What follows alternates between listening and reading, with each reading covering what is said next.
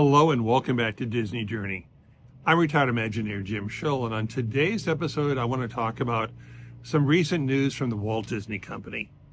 Just this last week, it was announced, probably the worst kept secret ever, was finally dropped. The fact is that the Muppet Vision, as we know and love it, in the old, what would have been Muppet Studios, there in Disney Hollywood Studios, is going to close forever to become part of Monstropolis.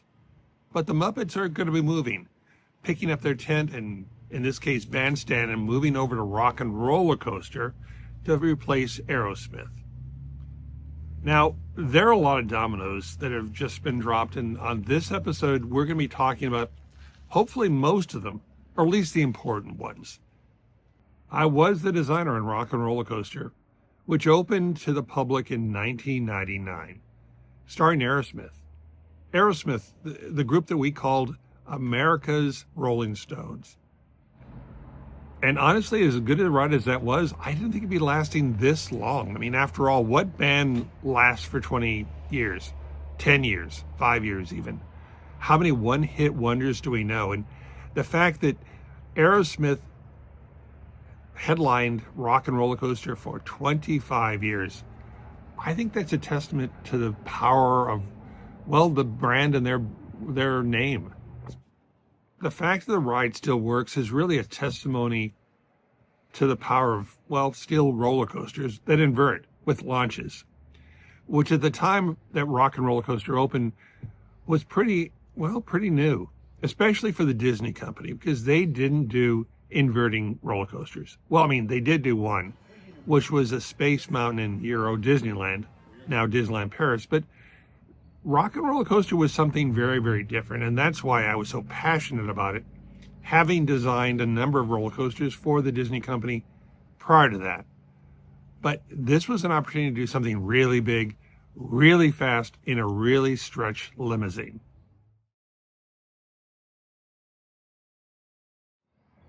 It's interesting to read the announcement from the Henson company, talking about the fact that Muppet Vision will live on. How it lives on, I do not know. I think the question is going to be who owns the rights to the film, and would the film come back in another form, or simply the idea of a Muppet Vision. For example, I could see Muppet Vision on Disney Plus. I've been wrong before, though.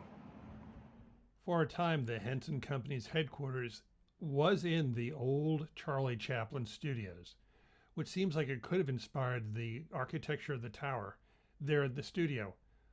But that's not possible because they hadn't moved in. In a previous Disney Journey that I released about 3 months ago, I predicted that, Monstropolis would impede into the parking lot in order to build the door coaster. It proved I was right. So after this episode finishes recording, I'm heading for Vegas. No, I'm not. But back to the parking lot. There are really only so many places you can build that expansion. And the parking lot is a prime candidate.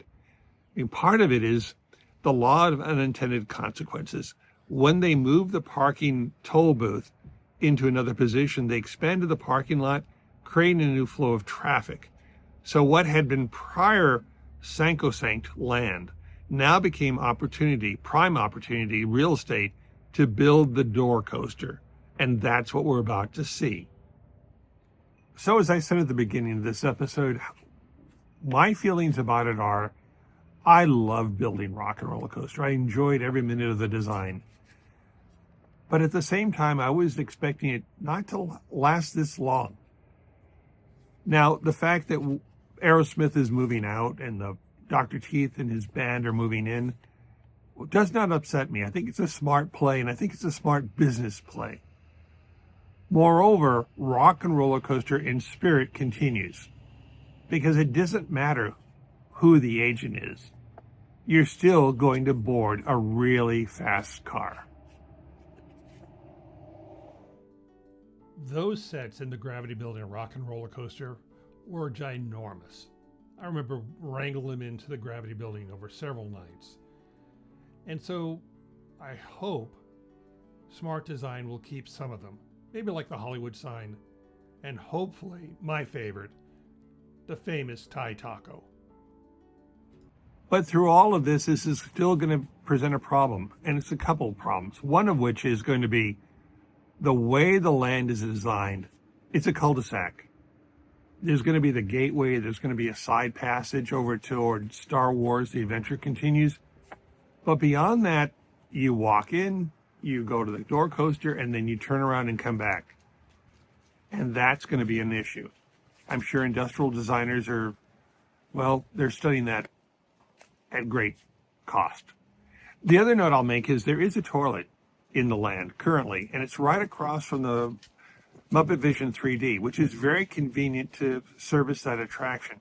However, you're building a new coaster, which is probably going to be several thousand an hour, and that's going to mean you're probably going to see another toilet being built at that end of the land expansion.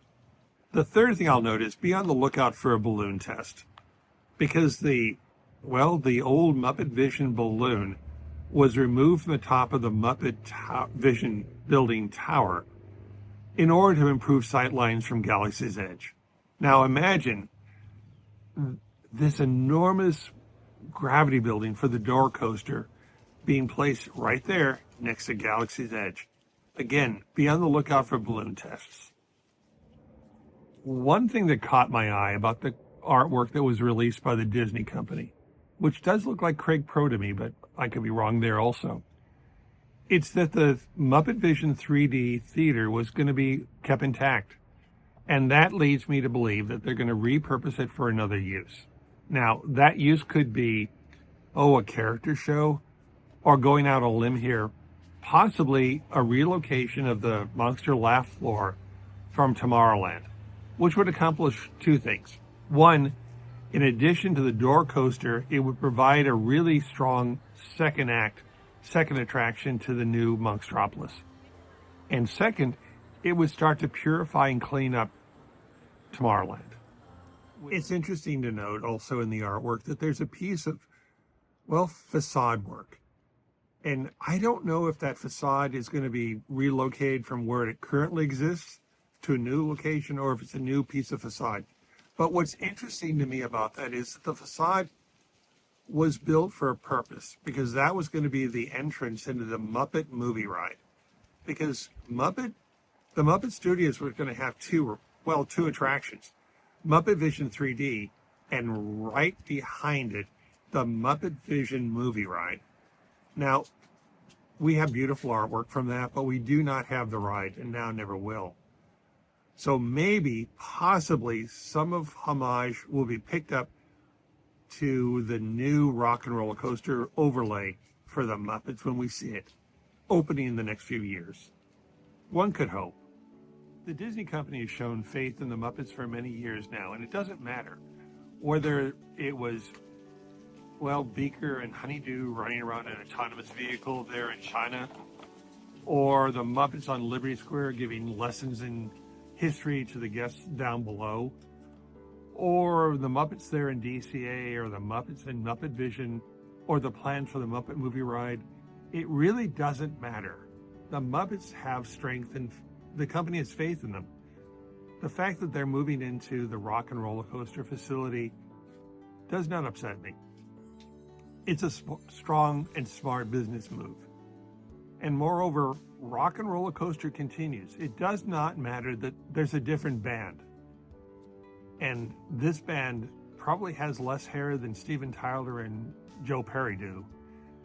But they're still a band, and that still counts for something.